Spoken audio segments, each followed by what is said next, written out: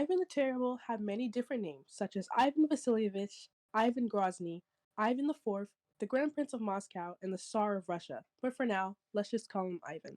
Ivan was born on August 25th, 1530 in Kolomenskoye, Russia. On December 4th, 1533, Ivan's father, Vasily III, died, which made him the Grand Prince of Russia at age 3.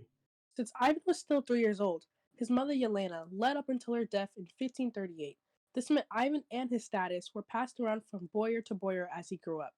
Boyars are government officials and military commanders. Noble descendants could become boyars. Unfortunately, this part of Ivan's life was a bit traumatic. A majority of the boyars stuck by Ivan to gain power, not because they actually cared for him. This caused Ivan to have a deep hatred towards boyars. It was something Ivan wanted to fix as soon as he gained power. Surprisingly, Ivan the Terrible was actually a decent monarch, at least for the first half of his reign over Moscow. He drew up a more detailed law code. He valued merit instead of noble blood.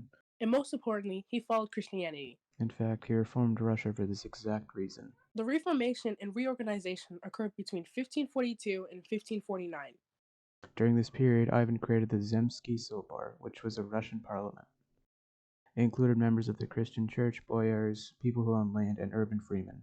This parliament met quite often considering Ivan was invested in politics. Ivan was also interested in trade. He successfully conquered the Volga River in 1552, which allowed trade to the Caspian Sea.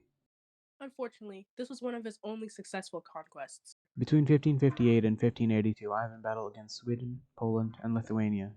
Russia was quite obviously outnumbered and lost miserably. It was a waste of 24 years. This battle was called the Livonian War. Sometime in 1560, in the midst of all this war, his wife Anastasia was poisoned and died. This was enough to crack Ivan and push him over the edge. One of the things he did to blow off steam was executing so-called traitors. He started the Offichnina in 1565, which was an organization used to punish traitors. It was made up of approximately 6,000 men. For 7 years, Ivan directed all of his attention to the Opreshchina. His men, aka the Opportuniki, oversaw public executions and mass murder. Continuing on a downward spiral, Ivan sent his men to burn down a city called Novgorod in 1570.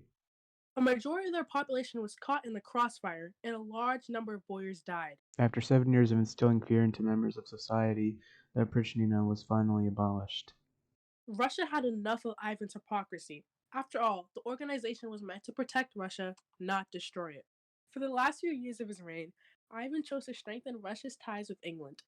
He decided to murder his son, Ivan Ivanovich, in 1581. This would become the trigger for the time of troubles that occurred in 1598.